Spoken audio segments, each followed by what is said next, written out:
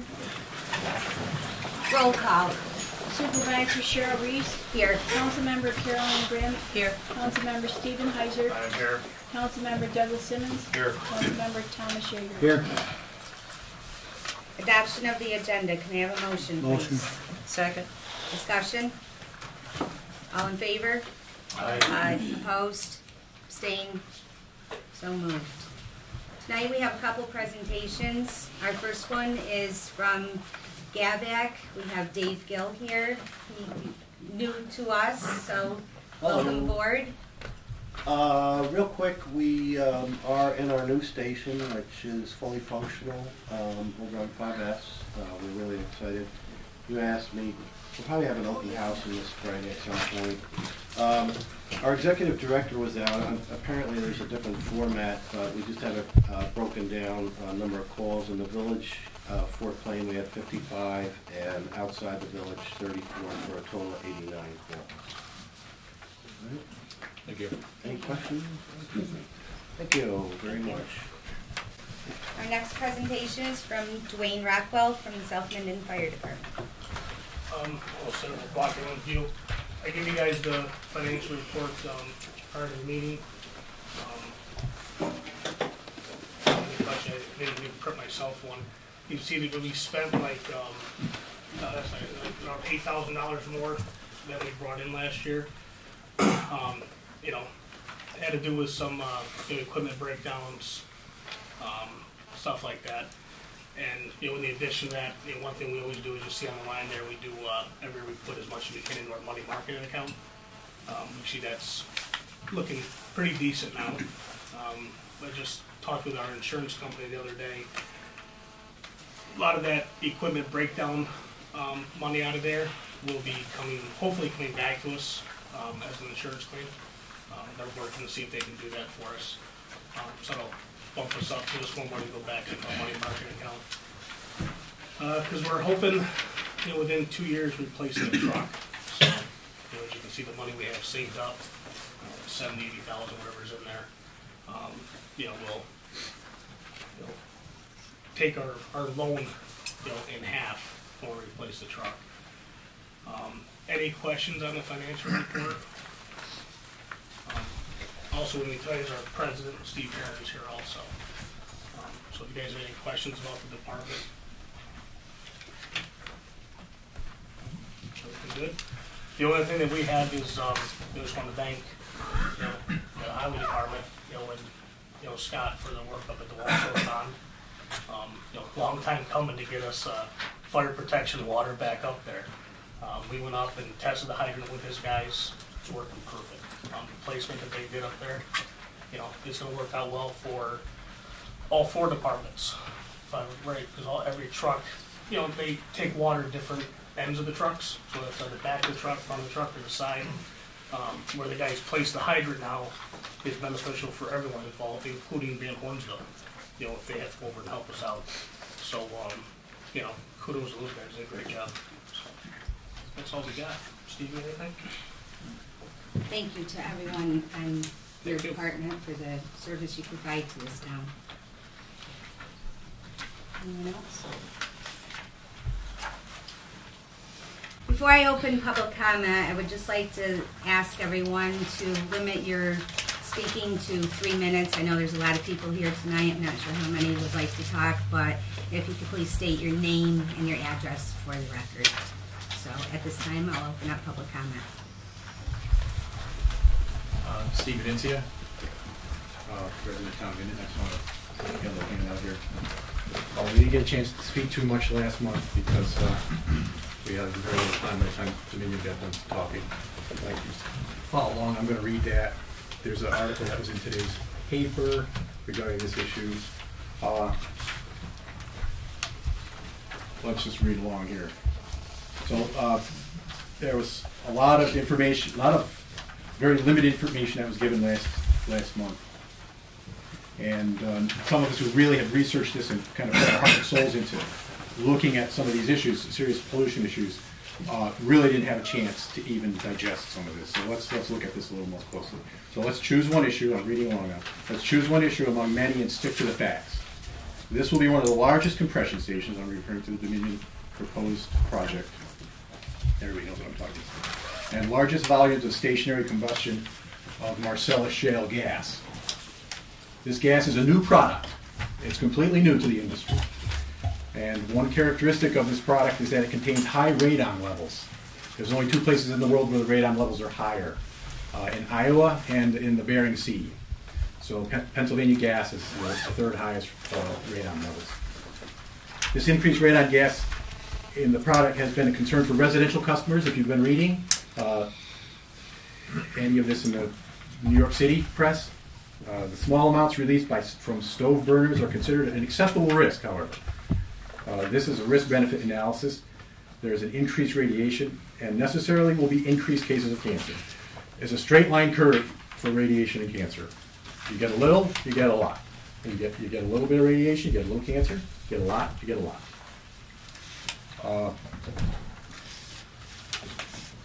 But the society has decided that this is an acceptable risk, and so the risk is worth the benefit. So it's not a yes or no question. It's just a question of how much. However, we have a much more serious risk-benefit analysis with radiation in particular. We're not concerned about radon. It has a half-life of 3.8 days. Let me pass this around. There we go. And it is a gas, so it dissipates on release in the emissions. The real problem starts when radon gives birth. It decays in the pipelines into polonium-210 and lead-210, which are not gaseous. They stick to everything. They immediately adhere to particulates and pipeline walls. What was not mentioned last time is that when they send their camera down to inspect the lines to see if it's intact, then when that pig comes out of there, you can't touch it without radiation protection. It has to be handled under strict radiation control. Not only do these products of radon stick to things, they have long half-lives, 138 days for polonium and 22 years for lead, and are extremely toxic if eaten or inhaled. There will be a constant stream of production from the radon production from the gas and the decay into the components. This internal combustion unit will be the largest continuous connection from the inside of the pipeline to the outside environment. Where do these radioactive atoms go? How much is emitted? How is it monitored? We need to talk about this. We did not talk about this or anything serious last time. These are serious questions. Polonium-210 causes more cancer than any other agent known to man. And all you have to do is Google it. We could get into bioaccumulation, steady state accumulation, where and how it affects the human body, etc. But we first need to know exactly what level of risk we're being asked to accept. We're not here to simply scare people. That would be an equal and opposite offense to the exaggerated reassurance we're getting, and we're not here to play those kind of games. We just don't know what we're being asked to accept. Nobody in this room can say they know and remain honest. This is a new gas transported a great distance to be burned in large quantities right here. However, there is an even more serious reason to know as much as we can. In one study, a group of people who had been exposed to potentially fatal disease, they had a high rate of anxiety and depression. A simple test would tell them whether they were infected. When they were tested and given the results, psychological well-being improved, regardless of the results. It's the uncertainty that makes people sickest. Yet this is different. It's not a yes or no question. We know this isn't good for us. It's a complicated question of how bad and how much badness we must accept, how much pressure simple folks can put on industry to mitigate this badness. We didn't ask for this. We're just trying to stay healthy and live our lives. We want to know as much as we can. Uncertainty is what makes people sick. The difference in psychological effects on this community between getting an EIS and not getting it is extreme. At this uncertain time, the gift of as much truth as possible is a deeply compassionate one to give to your fellow citizens, and not caring to know is so demoralizing. We know that it's stressful, that the difference is so big and the decision is so serious, but the only way to make this an easy decision is to overlook too much. At this point, we've invited a couple of people from the area of Dimmock, PA, to talk a bit about their experience directly with industry in that area. He's going to get his 3 minutes. How y'all doing? I'm Ray Kimmel from Minden, Pennsylvania. I'm an ex-gas worker. I live around 5 compressor stations around my home. Closest within a half a mile. The other one is 2.5 miles, which happens to be the Williams Central Compressor Station, which will be coming up for the Constitution Pipeline. I went by your station up here. Nice, quiet station. It'd be really good if they ran it. That thing hasn't run in a long time. I looked at it very carefully. When you get a station that's running at full power, you'll have well over 50 decibels. When you turn around and do a blow-off on it, you'll be pushing well over 200 decibels in the noise. It'll sound like you have the Enterprise sitting here launching F-16 fighters over the deck for the next 2 hours. Any first responders in here at all? For the fire department? Do you have a foaming truck? When a compressor station blows, like the Lathrop did down by us, fire department got there along with all the rest of first responders, got their hot dogs, hamburgers, condiments out, and had windy roast because they had no equipment to put the fire out. 2 of the 7 compressors blew up. It blew every wall in the building out, the roof. It burned for 5 hours while they're trying to get the FAA to give permission for the Wilkes-Barre-Scranton International Airport to send their foaming equipment up to put the fire out because our first responders had no way of putting it out. Migraine headaches, nosebleeds, breathing problems are all endemic and through the Montrose area. Anybody's by a compressor station. This is what happens every day. We have kids over at school that are sick every day. Numerous ones are sent home from school. They can't breathe, headaches, vomiting, all due to the compressor stations and all the pollutants that are put out from the stations every day. This is what you're looking at coming up here at a Marcellus shale gas. There are 4 grades of uranium, 3 grades of thorium, strontium, manganese, and the list goes on to the 45 chemicals that are in the gas. I'm also affected from standing in the chemicals when I was working there. Another friend of mine is very ill. He got radiation poison from working in the pits of the cellars of the gas wells. So this is what you're looking at coming into your area. It's not pretty. I suggest you all come take a ride to Minden and really come down to Pennsylvania and look what's really going on with the real compressor stations, pipelines, and so forth. I mean, we've had several blow-ups of pipelines down in Scranton, UGI, old 50-plus year pipelines, all right? They had a gas leak. They couldn't figure out where the gas leak was. They decided to evacuate the block. This 91-year-old woman standing on the step, and they were going to pick her up when the house blew up. They still haven't found her. We'll almost level the block in Scranton. We have another community down there. They can't find the gas leak. 100 people are removed from their homes. They're still out of their homes. It's been over 2 weeks. They can't find the gas leak. They decided to rip up every gas line in this community, and they are now replacing every gas line in this community because they can't figure out where the gas leak is. 2 of their heating stations, the valves blew and vented off the methane behind the shopping mall. The other one was by a daycare center while everything's open.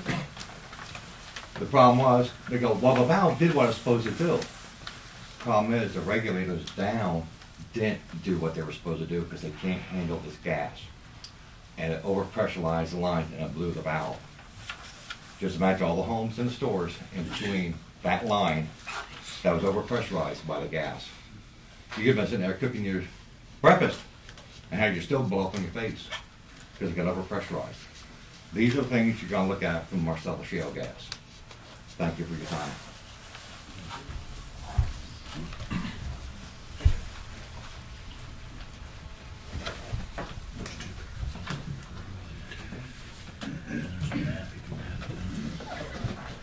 Evening, everybody. My name is Craig Stevens. I'm in Silver Lake Township, Pennsylvania. I'm a 6th-generation family farm owner that I took over. I have 4 beautiful children that are going to be my 7th-generation owners. And I have a gas lease. I'm a right-wing, constitutional conservative, Tea Party member, NRA recruiter, 4 years in a row, #1 in the world. I'm not a left-wing anti-drilling activist, but I'll tell you, we were promised everything, because that's what they'll do. I'm reading all about Dominion now because I'm very involved in the Cove Point project they're doing in Leicester, Maryland. Why am I? Because if you read the documentation from their own documents, that gas is coming from our area. Cabot Oil and Gas is going to extract from our area in northeastern Pennsylvania and send it to Leicester, Maryland to be shipped overseas. I put a map there. That map is what your friends, your new friends, Dominion, that want to increase that facility there. Those pink dots are daycare centers. That facility is going to have 410,000 gallons of liquid propane sitting in it, 68,000 gallons of ethane, 25,000 gallons of aqueous ammonia. If 6,000 gallons of propane blew up in Canada and it looked like the Hiroshima mushroom cloud came up from it, that's what they do. They're friends, right? Okay. I'm reading the Newmarket project when I got in here. This is to improve access to natural gas for customers in upstate New York. No, it's not. Anybody in here wants to go to the FERC website. There's over 27 former import terminals. 8 of them already have approval for export. This gas is not for us. They sold us all dumb hick farmers, but I'm not. I'm a 46-year native of California and only moved to my ancestral farm in 2010. I'm smart enough to look up and understand where this gas is going elsewhere. It's not for us. So why would I put my community at risk to send gas to New York City or Boston, let alone to foreign countries? There's a document about Cabot saying all the gas that's going to go there is coming from the Northeast market. I'm looking at the map here. My concern is they've got this giant spider web of pipelines leading to coastlines and ports. That doesn't help. So this gas is not for you in New York. It's not for us in PA. We've had drilling there for 10 years. They're just now asking people if they'd like to hook up after 10 years of the risk that's happening. Let me show you what they do. There's Calvert County commissioners. This is August 21st of 2012. After being sued 5 months ago, they had to release this document. It's a non-disclosure agreement. I'm hoping none of you ever have to see one of these. But guess what? All 5 county commissioners in Calvert County signed this document.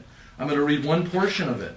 Term. This agreement shall remain in effect for a 1-year term, subject to a 1-year extension if the parties are still considering the transaction at the end of the 2nd year. Notwithstanding the foregoing, the parties' duty to hold in confidence confidential information that was disclosed during term shall remain in effect indefinitely.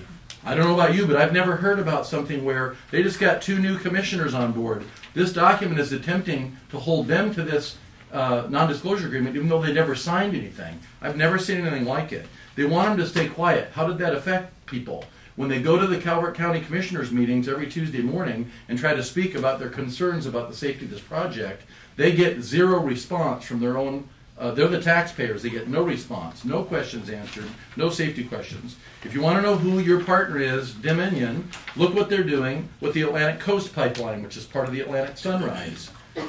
There's 3,331 owners of property that are along a 550-mile route. They're already sending letters out to them threatening them that if they don't let them on their land for survey, they're going to sue them. They don't even have this written on paper. They haven't even pre-filed this yet. That is what Dominion does. My dad passed away in 2007 of cancer in our ancestral home.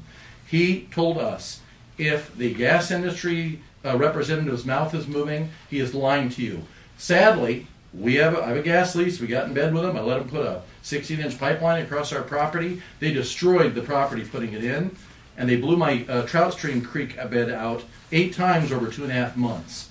Every time they did it, it went from a 10-foot hole to a 20-foot to a 30-foot. They told us they were experts. I said, experts at what?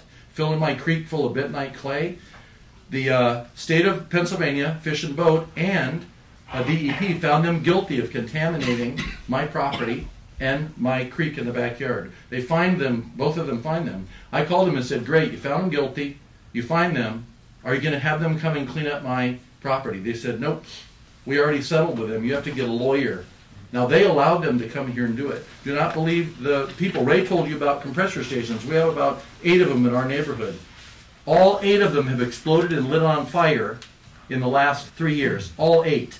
Every 3 months we can set our watch. There will be an explosion and a fire. We went and looked at your station. It's very small. There's nothing really going on. The dehydrators aren't even running. Here's our Susquehanna County hazard mitigation plan. This was put together by our emergency responders. This is them talking about the explosion in March of 2012, an explosion at a natural gas compressor station. Susquehanna County sent black smoke into the air, thus frightening residents who witnessed the event. The Springville Township explosion was caused by a small gas leak from the compressor station that pressurizes the gas extracted from the ground. The explosion blew a hole in the roof of a building and rattled homes within a half-mile radius. Cabot Oil and Gas, who owned it, said the compressor classified the incident as a flash fire and extinguished itself immediately. They have the story 180-degree opposite. The first responders call it a major explosion and fire, which took 6 different crews to come. And as Ray said, the closest foam retardant truck, which cost $500,000, was almost 2 hours away and not available. My focus today is not to come here and tell you what to do in your beautiful community. I'm sure you can handle that. What I do is go and tell the truth, because for some reason the representatives of these corporations don't know how to do that. Act when they talk to you as if they're lying to you, because remember, these are your neighbors and your community members, not them. The guys coming in handing $1,000 bills out don't care about you. They care about getting the gas to market. You have my cards there. On December 30th, we were invited to come and speak in Franklin Township. They wanted to put a huge compressor station with 2 of the largest engines you can put in a compressor station in their community. I went and spoke, gave them my cards, and said, come and see what's really going on. I'm sure they've already taken you on a tour of a facility, and guess what? It was on idle. Because if they were running it, you wouldn't be standing near it, because it's loud enough where it's uncomfortable for your ears. Jeff Taggart came. He's the supervisor, and a lady named Lisa, who's another township supervisor in Franklin. They called me on January 1st and said, we'd like to take you up. We'd like to come and see it, come and drink it, and come breathe it. They came the next day, on the 2nd. They toured for 5 hours. We showed them all compressor stations running in our area. Did Ray tell you? We had 2 when I moved there in 2010 in January. We have 40 now, 25 operating and 15 more in the works. 40. These things are like rabbits. 1 of them and then 2 of them, the next day we have 40 of them. What I would ask you and implore you to do, besides having FERC do an EIA, it's the same thing Dominion's trying to get away with on that facility in Lusby, Maryland. They're doing an EA on something that could blow up and kill everybody in a 2-mile radius, not an EIA. An EIA is 100 times more stringent in keeping the community safe, which I believe is your job, to keep the community safe. My focus is 40 compressor stations. Ask them also to prove to you what is coming out of that compressor station right now when it runs, because they will tell you water vapor. That is not what's coming out of them. Toluene, benzene, any number of VOCs. We know what they are individually, but I have no idea what they are when they mix together. When the wind blows, you're at the mercy of what direction. To the farmers, their animals, they're exposed 24 hours a day. Do yourselves a favor. You listen to the Dominion, because they're going to tell you one thing. Come and find out what's really happening. And there's nothing better than seeing a community. There's a little over 400 compressor stations in the Commonwealth of Pennsylvania. We have 10% of them in our county alone. That was a problem with me. By the way, the companies that put them in told us we would never need compressor stations. Our gas came out of the wellhead so strong that the pressure's already there, they don't need it. Then why? On my line, on my pipeline itself, which is 33 miles, they told us none. And they installed it without any. Now we have 14 on a 33 mile. The Constitution pipeline is 124 miles long, going to Albany from Pennsylvania. Not one compressor station on it, and it's double the diameter of mine. I would just caution you to question them. Your job is to question everybody and make sure that what they're trying to do in the community, expanding this small station, puts pressure on a 50-year-old pipeline system. You don't want to be living next door to where the hole forms or the leak forms and have an ignition. That is like a blowtorch, 1400 degrees. So, thank you for letting me speak. I will be available for questions, and I hope that you do your due diligence. I know that you look like nice people to protect us, sir. I guess my question would be why weren't you here back in April when this process started? I had no idea about it. Well, the folks did know about it. We saw. I'm sorry. Oh, no. Well, okay. No, Can I respond to that? I can't. National Radio Let me knew about finish. it. Well, you asked the question, I just. Okay, a letter was sent out, there was an ad put in the paper. I did go to one of the stations, they were running. Outside, really couldn't hear anything. Inside, correct. It was like the Enterprise taking off. Outside was not any worse than, I grew up on a farm, that pipeline went through my family property. I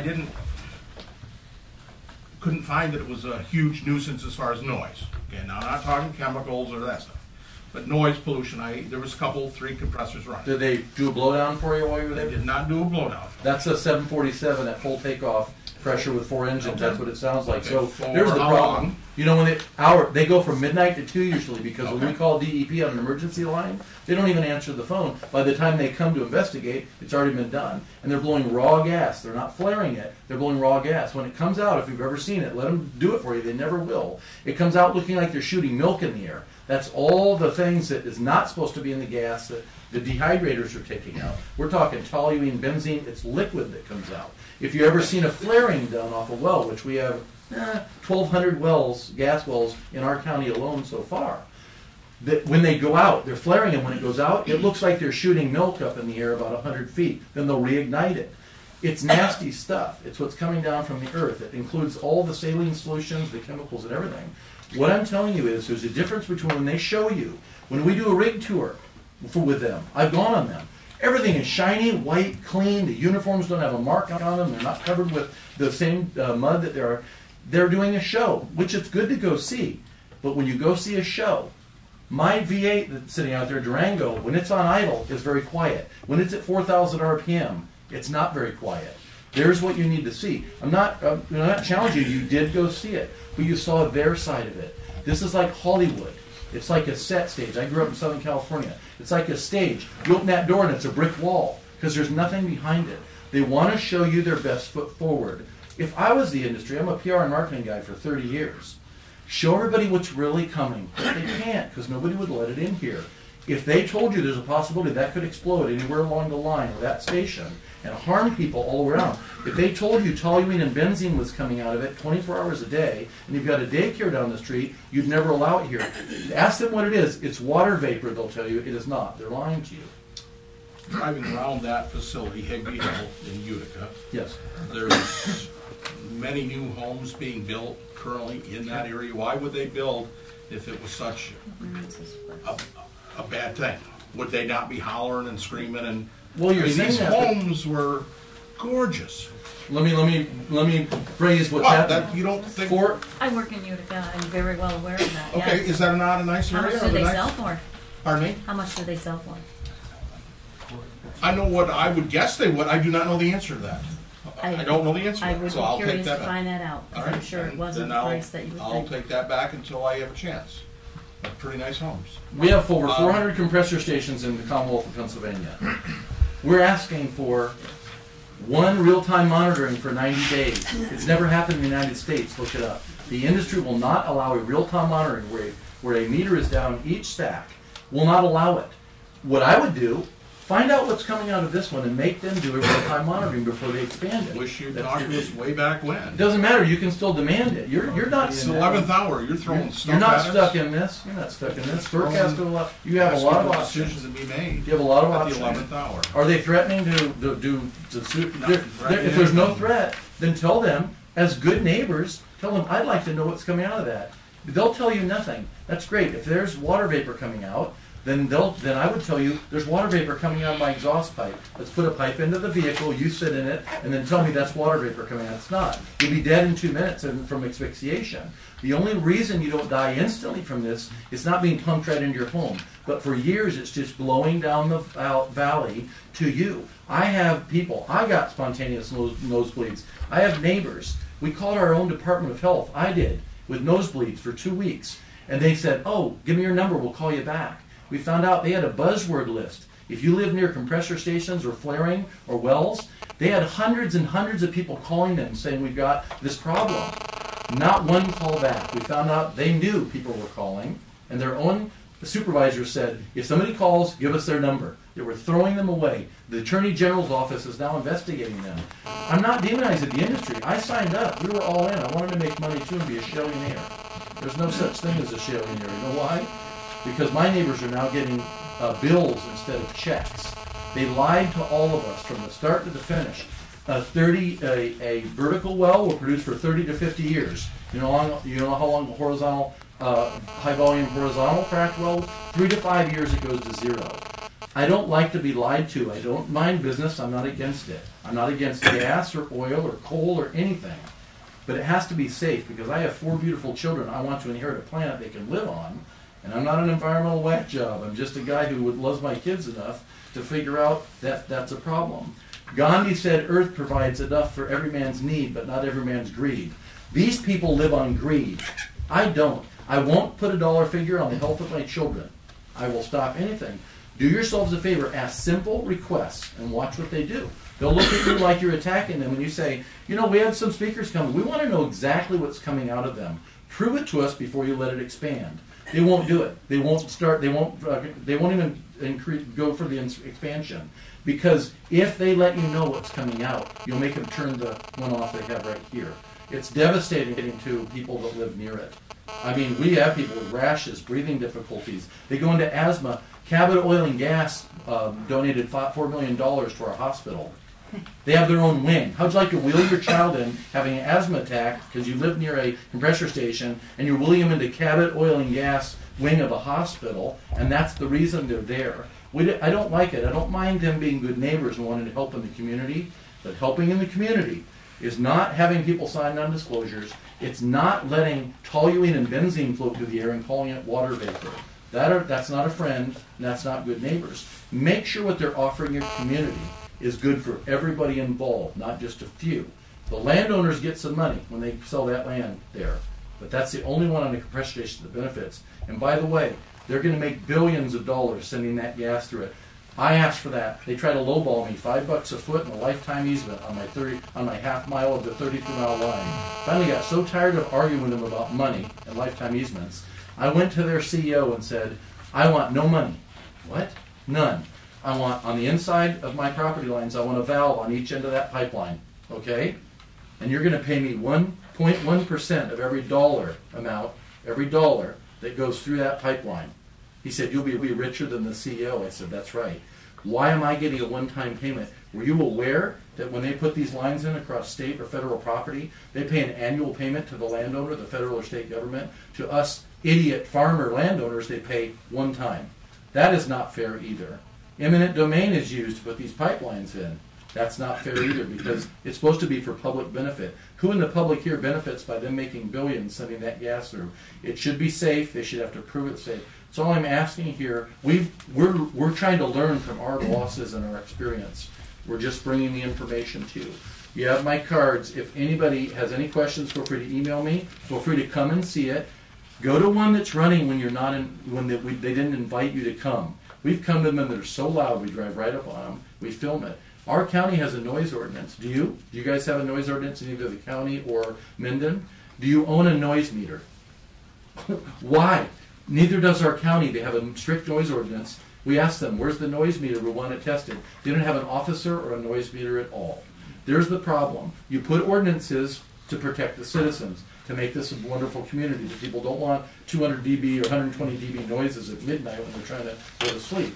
What I would encourage you to do, go down to Radio Shack and buy a $100 noise meter.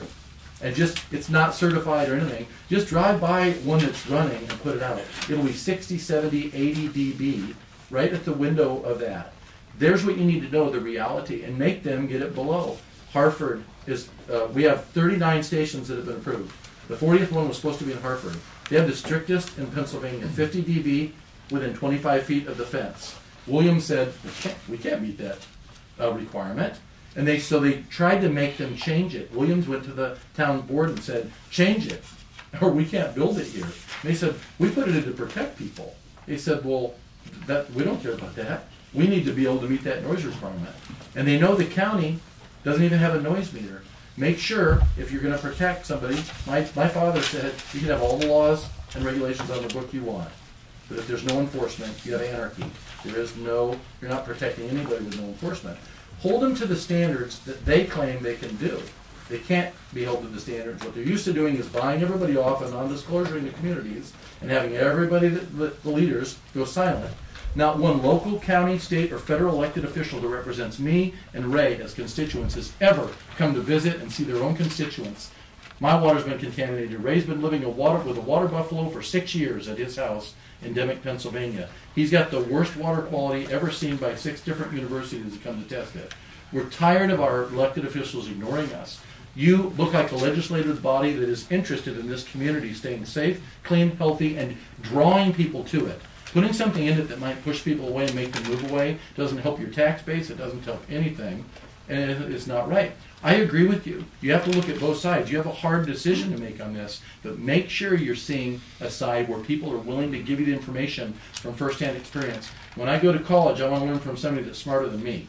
I don't want to be the smartest one in the room. Make sure you go meet with people who have experienced this firsthand, and that gives you a balance where you can ask Dominion to come to that standard. If they can't, tell them thanks, but go away and put it in somebody else's community. We're not interested. But I really appreciate the time. Thank you for letting me speak. And my focus is education. I'm not here to tell you what to do. You guys are smart enough. You've been running this community, the people here for a long time. Got great people. I met some today. Work together as a team to make this, if it's available, to be safe and healthy. If it's not, say Dominion thanks, but no thanks. We're not interested in your project. That would be my focus. But if you don't have any other questions, thank you very much for the time. Can I just answer this question? Sure. I actually personally want to apologize to the board for not getting on this sooner. I have my reasons. My primary reason was when I received a letter this spring saying that they were going to proceed with the project or exercise eminent domain. I felt defeated. I felt demoralized that someone would send that to me. And I was still desperately recovering from the flood. I just threw it away. I just was exhausted. And I spent the first half of the summer just hoping to have a normal summer. That was wrong, but I didn't understand how serious the problem was. I didn't read into it. When I started looking at it, I also became demoralized because there's the activists over here who are exaggerating everything, and you don't learn anything from them. They defeat the purpose of having open dialogue. They exaggerate so much that they get shut down, particularly the Resnikoff study with radon in New York City. He exaggerated so much, the gas company was able to completely dismiss the whole argument because he was too activist, he was too crazy. So I couldn't get anything there. I couldn't get anything from Dominion. I had to start basic science, basic articles on the degradation half-life, exactly how things are broken down, exactly what components are in that shale, exactly what's different. I had to do all of this myself because my integrity does not allow me to just get up and exaggerate things and say what I'm hearing someone else say. I had to do this right. I had to come to you with something that made sense. And as you know, when I came to you, I don't have many answers. That's what we need you for. And that's exactly what we're asking. You said it was the 11th hour. You know what? We still got another hour then, don't we? Because it's in your hands. You guys need to make the decision. You've been hearing all the concerns of your community. You're hearing them. You need to respond to it. All we're asking is for more time, more studies to really investigate this. Why jump into something that you don't know? It's in your hands. And again, with the meeting that was earlier this summer, most of us, majority of us in here are farmers, correct me if I'm wrong, but I got a phone call about the meeting. But I got that phone call at the end of the day after I got done working in the field all day, and it was beyond, I think it was even the next day. So I had no clue. And we're, summertime, springtime is extremely busy for all of us farmer folk. And I'll add another thing is my goal on my farm, I have a really nice organic farm. Our goal is to make the highest quality food we can possibly make for people. That's just what we do. And I just hope you can help us continue to do that. Anyone else? Hi. I'd just like to say that in directly to your question, which I appreciate, that unfortunately the industry thrives on keeping communities in the dark. I hate to say that, but it's true. Communities all over the country are finding out too late the truth. And yeah, it is the 11th hour, but that's your opportunity to take advantage of that and not be one more of those communities that say, we could have done a little bit more research. We could have stood up for our community. we could have stood up for the community's health.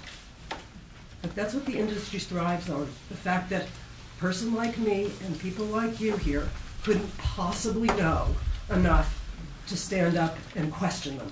You just feel too small. And people all over the country are saying, enough of that. We're plenty smart to understand this, and we're not going to sit down and let them do this to us. Could you please state your name? Susie Winkler. I'm from Burlington, New York. Admittedly, I'm not from your community, but I'm one of those people who came here and started to talk about this because the community didn't understand. Hi, my name is Paul Mendelson. I'm about a mile out of Sprout Brook. I know we've heard a lot about how Dominion will work with the town of Minden, which all sounds very appealing, but we don't know what that looks like. Here's how the Dominion has worked with the town of Lightburn, West Virginia. Here's an article, which I'll give to you. Violations of the Water Pollution Control Act. And then this is 2012.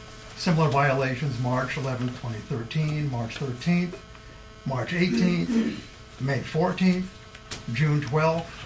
Eventually the DEP requests information from Dominion, and they get that information 8 months later. I first looked at this article and I thought, this must be from 10 years ago and they're just learning how to do it. No, this article was published a month ago. This is not, this is how they are currently operating. They paid here $55,000. Well, that's the cost of doing business to them, because if they're looking at trying to get tax breaks, as they did the other day, of $19 million over 5 years, 15 years, obviously $55,000 is chump change to allow them to continue operating the way they do. And as you can see, many dates are the same thing. So I'm just saying, many of us have served on various boards as well, I think, and we understand the pressure that you're under. We know that what your job is to do due diligence and follow the precautionary principle. If the FERC is asking for more information at this point, as they are, does not make sense for the town of Minden to also ask for more information? To at the very, very least not ask for a full environmental assessment about our particular topography here, I think would be a terrible mistake. Thank you. Could you pass these out? Thank you very much. I'm Phil Scally. I'm from Fort Plain, and I would also like to confirm what Paul just said here. Is in one of these spills that Dominion was cited for, they failed to report it. And I would also like to back up what other people have said. Why? What is the rush? You have a responsibility to the community to do everything you can to study this.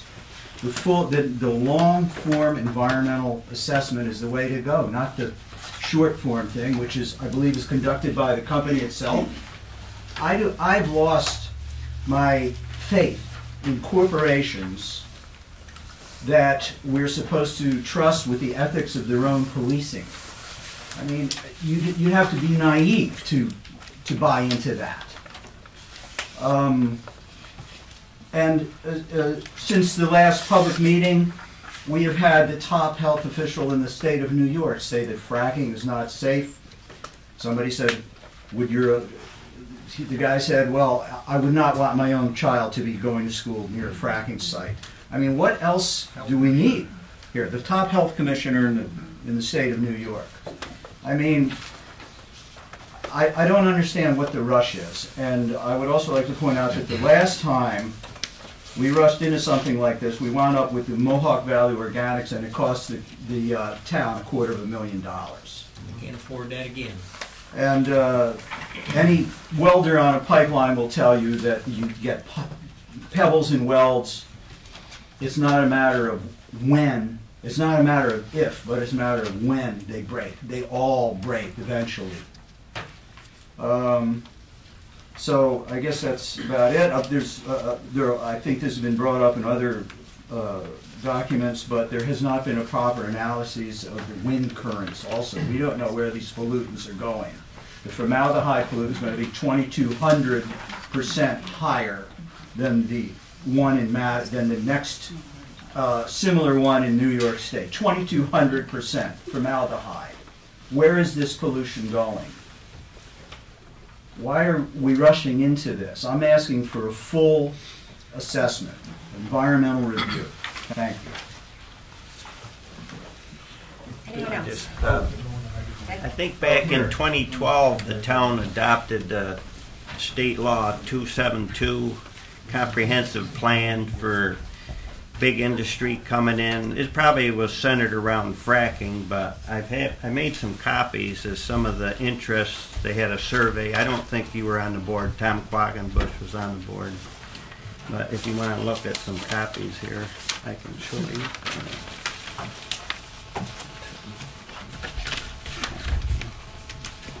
Give that to the board.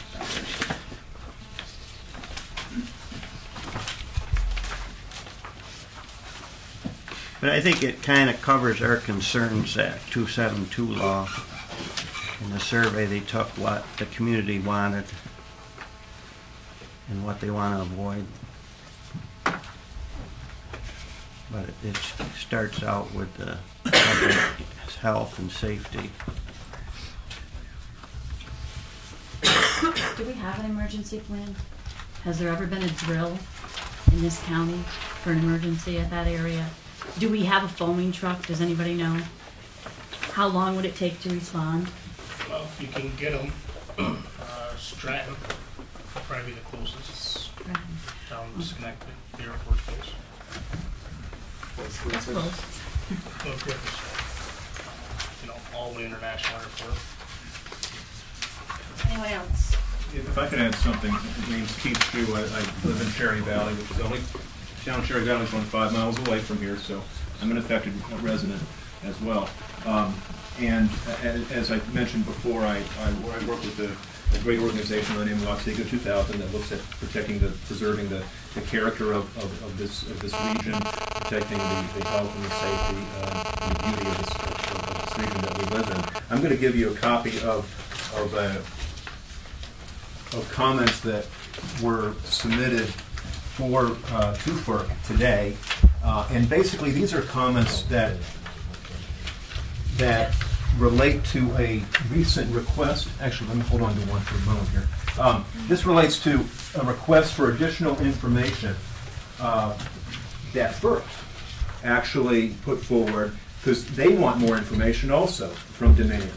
And you know, I want to point out that this is not the 11th hour. The reason it seems like the 11th hour is because Dominion is trying to compress 11 hours into one. That's what's actually going on here. But when you look at what FERC is now asking for, it's some of the same questions that many of us are concerned about.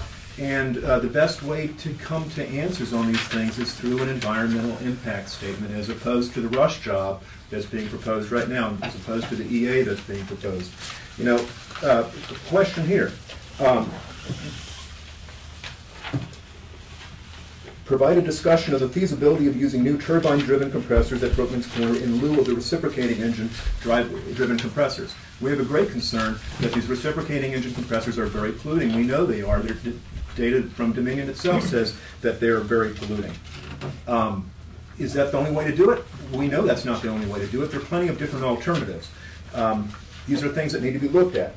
Identify measures at Brookman's, Sheds, and Horsehead's compressor stations, those are the other two plus this one, that would reduce emissions of hazardous air pollutants and indicate how Dominion would implement these measures. That's an indication that Dominion hasn't done their job. We're not at the point of protecting the public safety, but we need to get there. And so, it makes sense for these questions to be asked.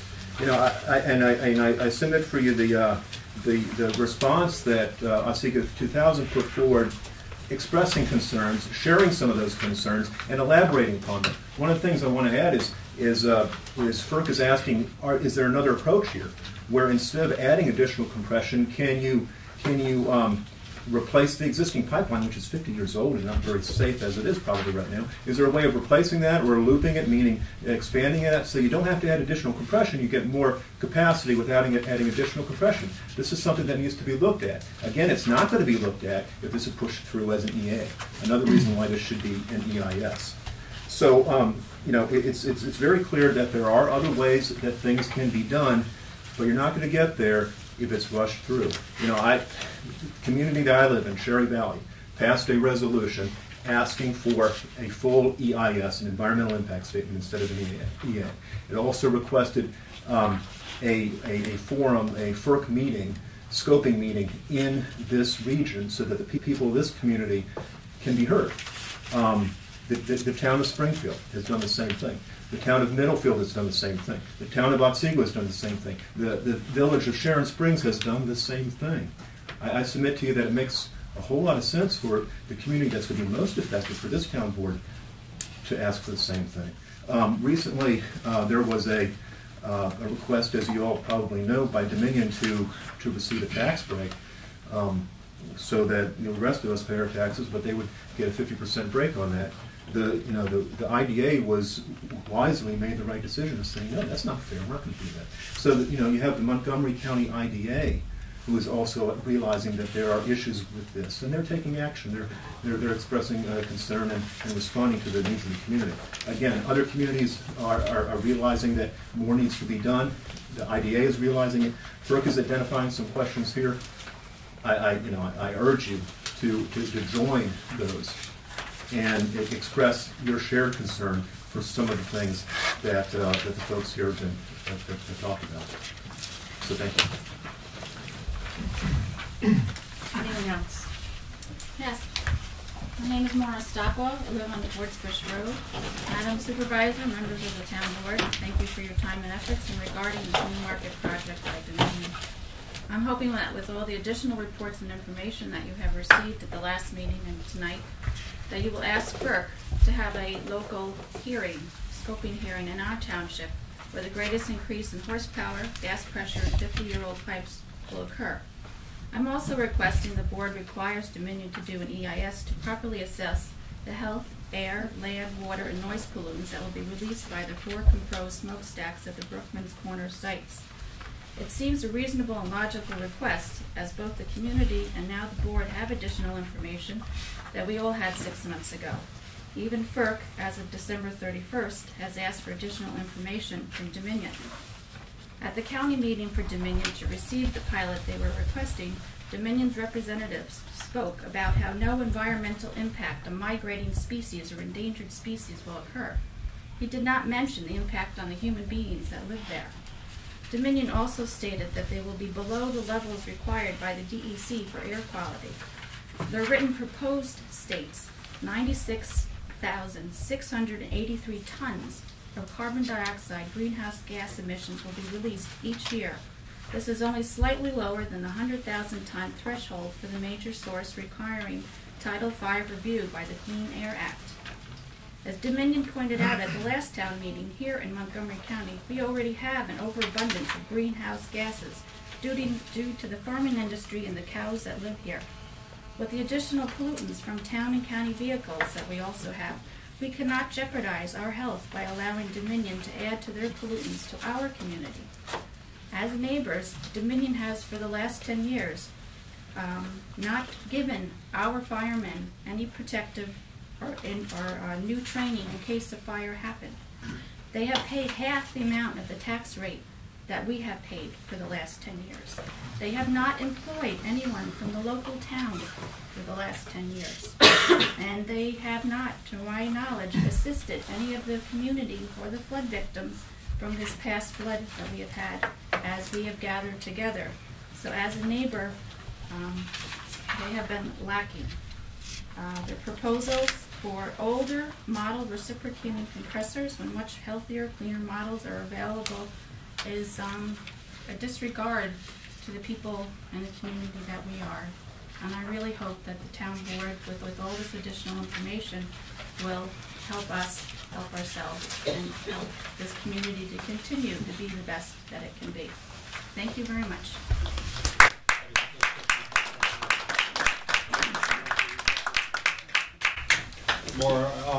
Dominion has told the fire department they would provide training to any of the local fire departments that request it. Yes, but in my mind, if I had a gas place and I had potential of blowing something up, I would have started 10 years ago and made sure that the fire department had the training. That's my point. It hasn't happened yet. I'm not saying that they won't do it, but it hasn't happened yet. And it's been here for over 10 years. And they're not equipped to fight the fire. They want something. Okay, Dominion has a plan, but this county doesn't have a plan. You want to We're the- It's a secret plan. It's in your hands. It's in your hands. It's not in ours. There was an incident back, we can't get specific dates. It was between December of 2010 and February of 2011, where we had heard a noise that sounded like a freight train coming through the house. It was between 5 and 6 at night. We went down off of our road. We live around Lighthall Road. Went down into Castle Road, and it was like fog, and there was just like white milk just shooting into the air, and it just laid right into the valley, and it was an instant. We got instantly sick. We turned around and went home. We were going over to his mother's house. So if something like that is to happen, there has to be a plan in place. We can't just wing it. Could you please state your name? Aaron Smith. Thank you. And I looked online. I've been looking online for probably 2 weeks now to see if I can get more information on that, and I don't have any information. I know it went to the scanner. That's the only information I have. Anyone else? Hi, my name is Kelly Brannigan. I live over the hill in Middlefield. You've heard a lot of concern from your residents tonight. I live in one of the towns that immediately passed a resolution as soon as they found out about this project, concerned about the emissions and how they would affect us there. What folks are asking for, you have a resolution in front of you. It's not asking to stop the project. The compressor station is here. What they are asking you, their representatives who've been elected to represent them, is to stand up for the well-being of the residents of this community. That's what they're asking you to do. By asking for a full EIS and a local hearing, you would demonstrate that you are committed to ensuring that your residents come first. A full EIS will make sure this project is held to the highest standards. You have to protect your community. Why would any of you not want to ask for as much protection as you can get? Why would you not want to know all the answers to the questions these people have? The compressor, they're not going anywhere. They're not going to pick the compressor station up and go home. I would ask you, who on this board tonight, which of you will make a motion to approve that resolution? Which of you will publicly demonstrate that you put the concerns of your community over the profits of Dominion? Which of you will show the courage to stand up for what is right? That's what these people are asking for. They're asking you, their elected representatives, to stand up. All it takes is one of you to put that resolution forward, make a motion, and see who on this board is standing up for these people that are asking you for help. Thank you. Anyone else? So I guess, is it that we need a resident to request that someone make the resolution? Well, if I could clarify something in regard to that, we have already adopted our agenda tonight, so there would not be a resolution going tonight. We do appreciate everything that we've heard. I think we've heard a lot more tonight than we did last month. You guys have to give us time to digest the information that you've given us, and there will not be a resolution tonight. In spite of the fact this is the 11th hour, as we just heard. From you. I can tell you that the town of Cherry Valley took action as soon as they heard about it. They didn't wait another month. You all have had a month already since I think the resolution you've seen has been put forward as a concept. The town of Middlefield took immediate action. When during public comment session, they added it, they made a motion, they passed it that night. We knew about this at the last meeting. We had the information. There's no reason that this resolution can't be brought forward. These folks have waited long enough. My name is Allegra Schechter. I'm on the town council of the town of Roseboom. We're 12 miles from here. As soon as they heard it that first night, I got a resolution from them asking Dominion for a complete EIS and an extension of the comment period. It's incredible that your whole town is sitting here and you're not going to represent them. It's really shocking. You have 5 towns and a village already passed resolutions. So all the towns surrounding you, and you can't do it. There's something fishy going on here. We've said it for years. Just 2 quick ones. I forgot to mention, my mom's from Oswego, New York. I am a 5th generation New Yorker. I feel comfortable here in New York. They did the right thing on the gas drilling. I hope our brand new governor, Wolf, a Democrat, will see the light also. Number 2, I came here because your residents asked me to come here and speak. It's the only reason I'm here. Otherwise, I wouldn't drive 2 hours each way to come and meet you. I'm sure you're great people, but I've got other better things to do. But I appreciate the time. I hear nothing wrong with that. If all of our other communities surrounding you took up a resolution like that because they wanted to protect, it can't hurt, and it's not going to make Minden go away. She said they're not going to pick up their compressor station and go home, but it will make them think that you're standing for these people here. You're not leading the way for them. There's no 11th hour. Everything that happens in this community, you guys get to have a say in, and these people are supposed to. Same with ours. They don't listen to us where we live. It's certainly nice to come and see that at least the board is considering and listening to the residents. Please listen to them. Otherwise, their faith and their elected officials are lost. Remember, not one local, county, state, or federal elected official will even come and see what we're going through. You're sitting here listening to these residents. I've read it. It's simple. It's to the point. It's not an attack on Dominion. It's showing that you stand up. And I believe she's right.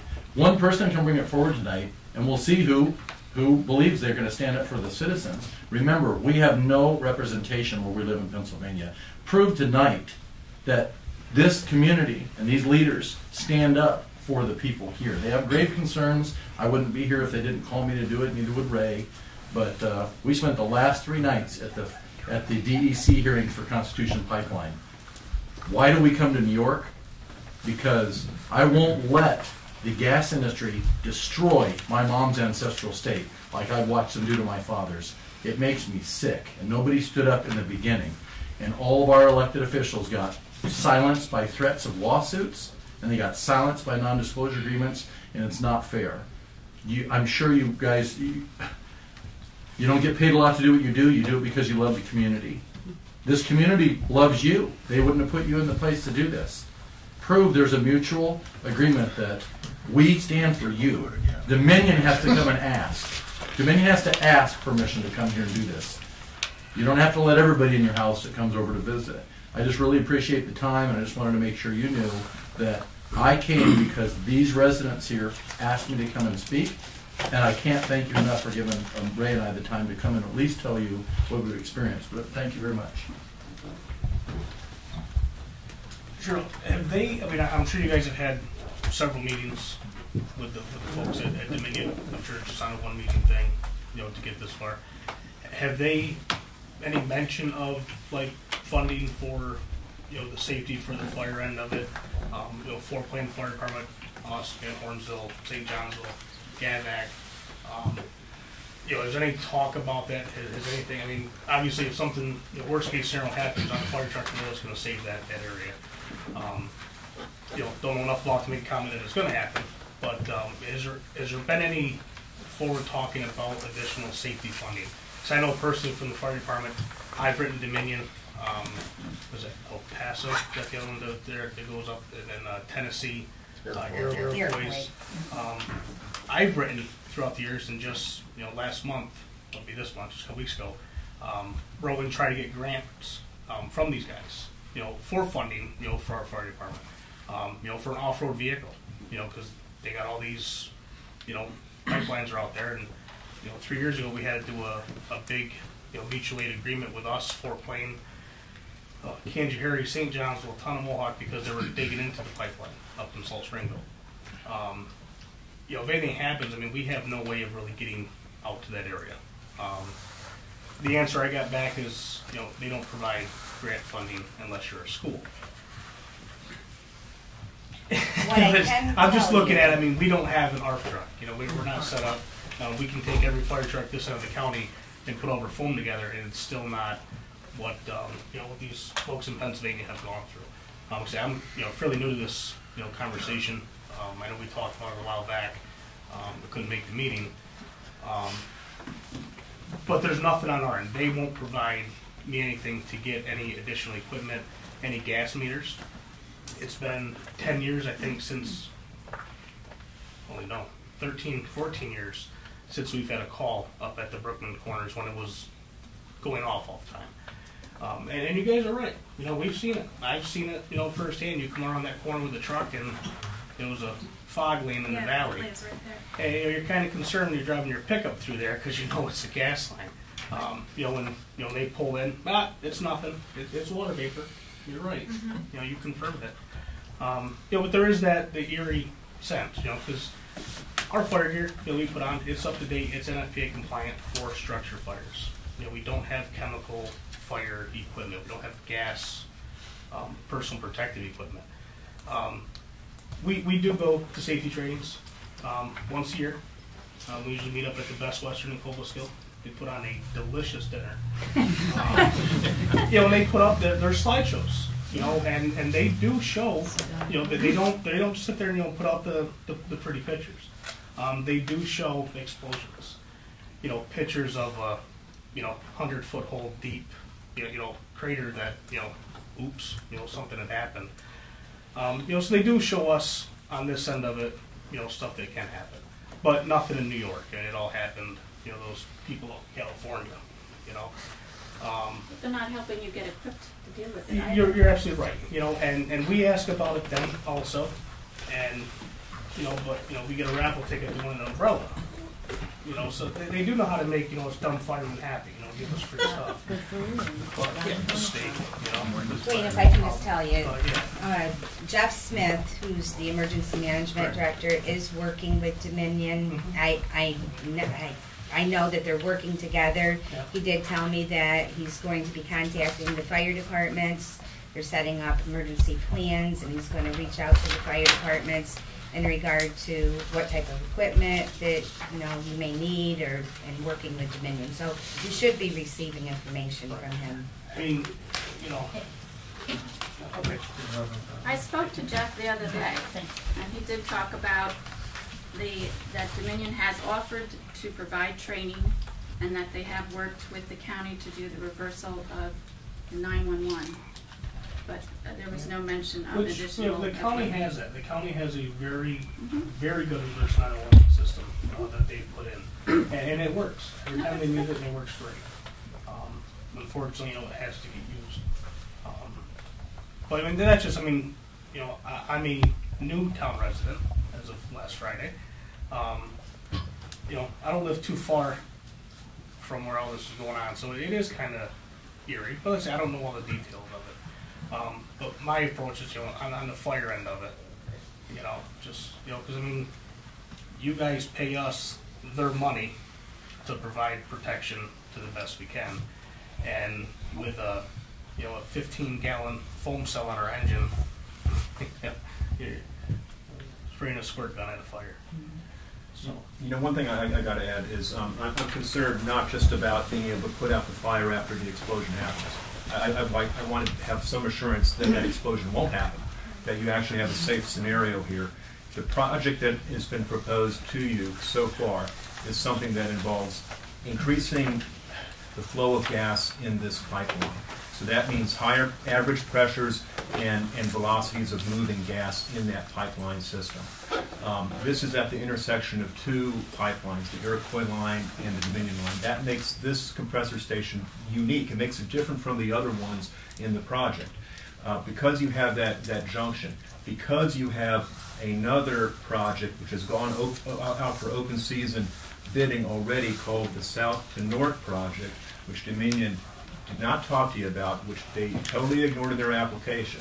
That's the reversal of the Iroquois pipeline. So the gas would not be moving from north down toward the city, but instead moving up toward Canada. So that changes the entire purpose and picture of this entire system. So now you have, people have said this is a compressor station that's mainly sitting idle and basically not doing much at all right now. That entire picture changes with this project, because with the reversal, you will be now seeing a much larger amount of gas flowing in the Dominion pipeline and getting pumped from Dominion onto the Iroquois line. The Iroquois line is at a different pressure system than on the Dominion line. This is where the reciprocating compressors are proposed, and this is where this comes from. The consequences of this is that there will be more pressure on Dominion's pipeline system, and this is a 50-year-old pipe. Can that pipe take that? You know, I don't think anybody can say. If you do an EA, you're going to be rushed. A decision will be rushed. There will not be the analysis that's needed to make sure you're not going to get that explosion. So this is a serious concern. One of the things that Dominion, I heard them say it, is that this is not an issue because the maximum allowable operating pressure, the MAOP, will not be increased. We're not going to go over that 900 PSI for the Dominion line. Well, the thing is, if it's at the typical pressure right now, it's about 500. But with this project change, with the compressors running all the time, if that pressure now changes from 500 to like 899 or right near that threshold of the maximum allowable, you're putting more stress on that old pipeline system. The old pipelines were constructed with low resistance frequency welding techniques. You know, there's some real uncertainty about whether this pipeline is going to stand the test of time. So I'd like to make sure that, I mean, obviously you need to have the equipment to put out a fire if explosion occurs, but it's much more important to make sure that explosion doesn't happen. I'd just like to turn Kelly's question around a little bit and say, who among you here would like to say, to answer to your neighbor after one of the problems, very serious problems we've heard about tonight takes place, who would like to say to their neighbor that we wouldn't simply ask for more information because we don't do that as new business at a meeting with 50 at least people calling for that, because you will be asked.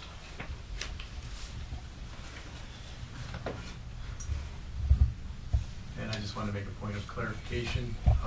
I'm not sure why there's so much confusion about our relationship with Dominion. Dominion is beholden only to its stockholders. They owe us nothing when they get what they want. We are nothing to them, despite the umbrellas and the donuts and the photo ops and whatever. They owe us nothing. If we get sick from something here, they will not be coming with chicken soup. They will not be paying our lost wages. They won't be nurturing us back to health with any goodies at all. They will send attorneys to cover their asses. That's it. Am I right? Oh, you're right. Oh, yeah. I had lunch today with Lou Allstat, a friend of mine, former ExxonMobil vice president, CFO. He told me 3 months ago he sold every penny of stock in Exxon, and he's investing completely in renewable. This is a guy who made his living drilling holes in the ground and was the CFO of one of the largest oil and gas companies on this planet. He's not in anymore. He's watched them drop. All the stocks have dropped. You've seen what's happened to the price of oil. I know for a fact that Dominion's almost $4 billion in debt. Dominion themselves. The list of the top 20 companies, $200 billion. It's scary to me. Can they fix the problem if it blows up, or are they just going to declare bankruptcy and walk away and leave you guys to clean up the mess? I'm not so sure they can. I thought the oil and gas industry was solid, but they went to battle with OPEC, and guess what? They played chicken, and who went off into the ditch? The American oil and gas industry did. That's not fair to us. They shouldn't be playing chicken and then ruin the whole market. But if a former CFO of a major oil and gas corporation divests and sells all of his stock, that was shocking to me to hear from him, because he got that stock as a corporate package. He didn't have to pay for it, but he sold it. That should be something. If they're out of money and they want to build this project and have a problem, they're going to walk away from it and leave everybody in this room that's a taxpayer footing the bill. That's not fair to anybody. Make sure that they're financially solid too, or I wouldn't even let them run the one that's in there. There's no way to make sure they're financially solid. There's some growing predictions by people that the Marcellus Shale boom is just a big Ponzi scheme by some Bernie Madoff type characters, that the whole thing was to make as much money buying these shale leases and turning them over as quickly as possible to generate much profit. Once you start to drill, you have to, like they said, they have to reblast every year, every 3 years. They dry up, they go away. You will find out within the next couple of years that there's not the trillions and trillions of gallons for whatever, however they measure it, natural gas down there. So, but that's actually good news for us, because hopefully, they won't even need this compressor station in a few years, and so if we don't do anything about it and we end up with a mess, there won't be that much gas going through it anyway. That's my only hope. Is there anyone else that wishes to speak? I'd like to say, it's not a matter of conservatives or liberals or Democrats or Republicans, it's a public health issue. And I would like you to take that into consideration. Thank you. I'd just like to say one more thing. I don't claim to be the smartest guy in the world, but I'll tell you one thing. I brought my kids up, and I brought my kids up right. I've taught them a couple of simple things. I called them right from wrong. That simple things, and to be honest and straightforward. That's the way I was brought up, and that's the way I brought my kids up. I just hope our community is the same way. I've been invited to speak in 10 different state houses by the governors on North Carolina, Florida, Virginia, New Jersey, New York, California. Governor Brown opened it up. And I say to every one of them, these are the people that run the state, because they want to know what's going on in the states where it's happening before they dip their toe in the water. And I tell them, this is not about right or left. This is about right or wrong. And to make a decision in haste that the residents of a local community have to pay for, to me, I would never, as a father, my dad was a 63-year emergency first responder, wing commander in the Civil Air Patrol in 2 different states. His main thing was you always fall back on safety. That's it. And so there's the issue. You have to know. All these states that are considering getting in the water with this, they all are nervous because they're watching what's going on, and they're asking us to come. I wasn't asked by this body to come because you didn't know me, but the people here did. But when the governor of Virginia wants me to come there to talk to his entire cabinet because of my firsthand experience being a right-wing conservative, that should open up the eyes of people on a local board. So, like I said, Kelly said it right. If every other community surrounding you brought this resolution up, it can't hurt you. And Dominion will know you mean business. You're drawing the line and saying, if you want to cross this line, you better prove that you're going to be good for my community. Otherwise, stay on the other side of the line and go bother somebody else. This is okay. Sure. Mandar Pandit, I live right across the county line, but I spend a lot of time in the town of Minden. Gene and everybody knows I volunteer for the yoga organization right on 163. A lot of people come from around the world. I think they really come here for peace and really nice air and really good quality of life. So I really want to make sure that this project, whatever happens, but has to go through right approvals, and I would really urge for the EIA. I spent over 10 to 12 years in a renewables world. I have put up projects in my past life. For simple solar project, you have to go through a complete, long environmental assessment process. So for this project, I would expect at a minimum, I think we should expect EIA. I think that's important.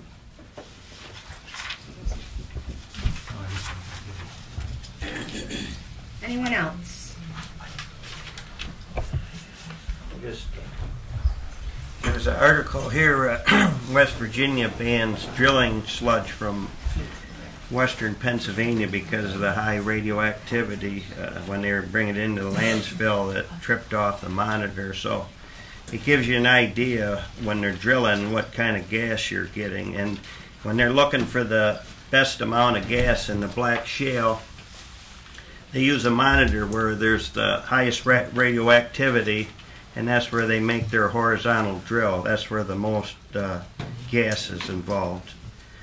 So some of these other states are finding out there's a lot of added problems. But I'm just saying that if this stuff is rejected at the landfills, and this is gas that they're extracting, and that this exhaust is going into the air, it can't be very good. Thank you. So I'm not having a very good feeling. I'm seeing a lot of negative body language up there, and I have great concerns that no one's taken the initiative to make a motion for this resolution. And I think that concerns a lot of the community here.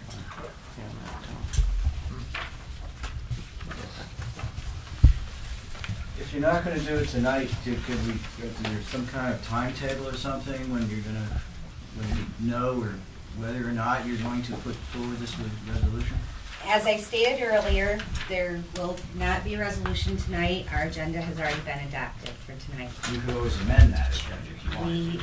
We are not amending Yes, you can. Yes, you can. You mean you're going to ignore? Public comment is closed. Moving on. Is this going to be on the agenda next month? The agenda will be out a week before the Will meeting. this be on it? Your community tried to get it on the agenda, but it was taken out of your pamphlet. Public comment is closed. Not a public comment. Did you have dinner with Dominion? The people from Dominion, did they take you to dinner? Absolutely not. Okay, all right, I heard they did. I heard that as well. I guess it. Absolutely not. Okay, all right, I asked you. Thank you for the answer.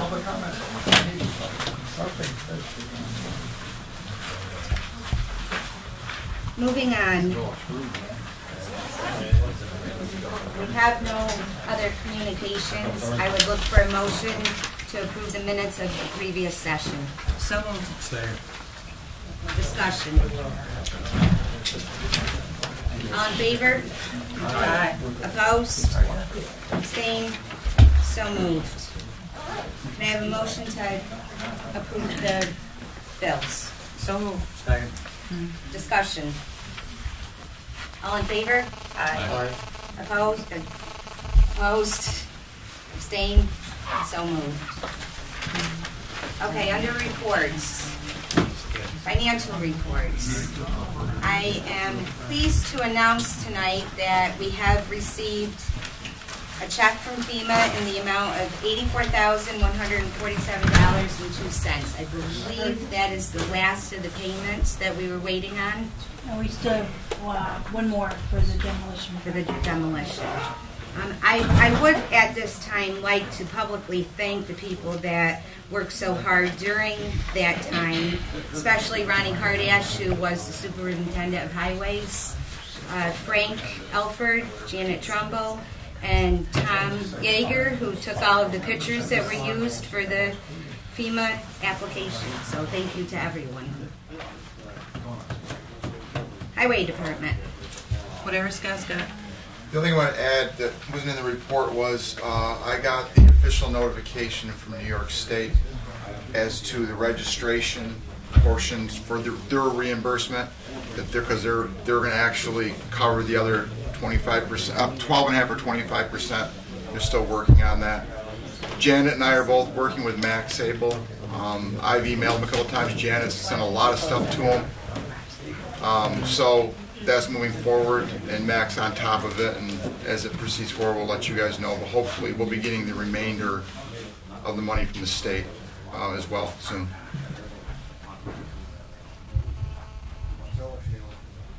That's all I'll get. Okay, thank you. Okay, moving on. Doug Worden, we don't have a report. Barry, you have his report. Janet? Yeah. Nothing to add. Okay.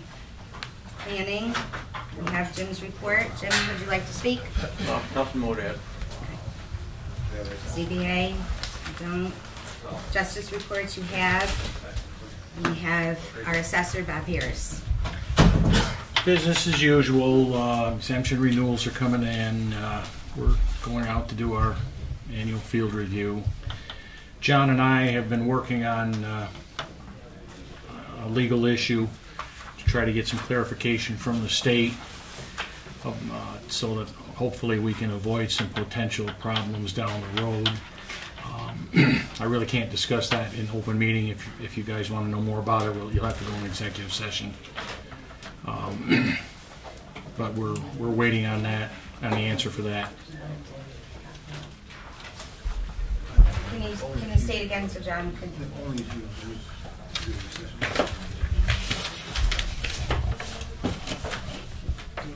Do you feel an executive session was necessary at this point? At this point, we don't really have an answer, so you know, maybe for next month. Okay. But it really isn't something I can discuss in open meeting.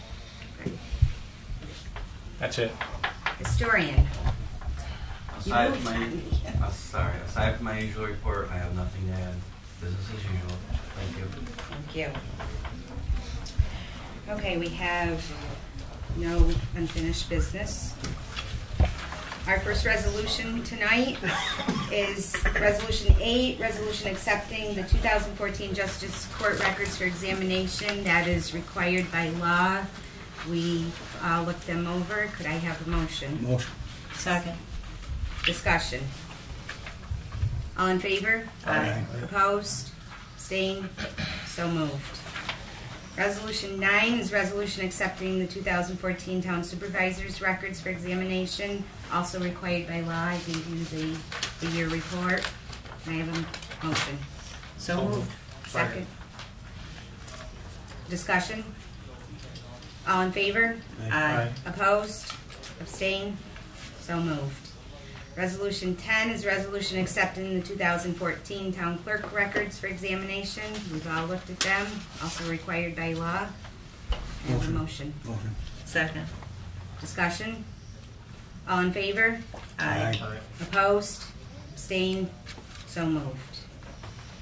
Resolution 11 is resolution scheduling the public hearing on the proposed road preservation local law. Scott, do you want to just talk about that for a minute? That's planning board. Oh, okay, I'm sorry. Jim?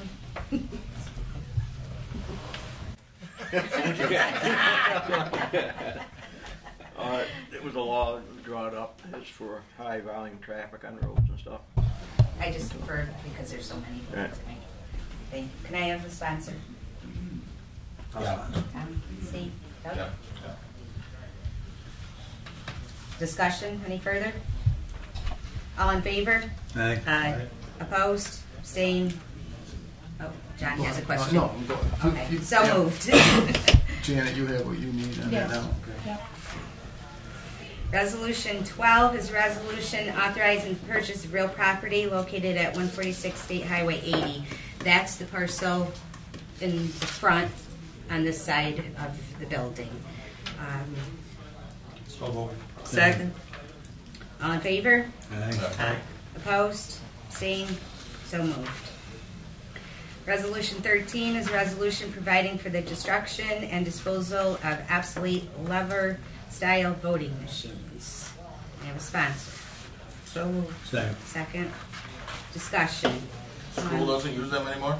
Well, they have one. The school has one. We're disposing of two. They don't need any more than one. Okay. All in favor? Aye. Opposed? Abstained? So moved. Resolution 14 is a resolution reappointing John Hearn to serve a 5-year term on the ZBA. His term of office would be January 1, 2015 to December 31st, 2019. So moved. Second. All in favor? Aye. Opposed? Abstained? So moved. Let's see, where's my agenda? Our next regular board meeting will be on February 19th. We will have a public hearing on that local law that will start at 6:50. Is there anything else the board would like to discuss? Or we adjourn?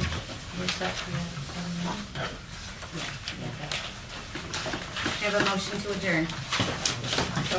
Second.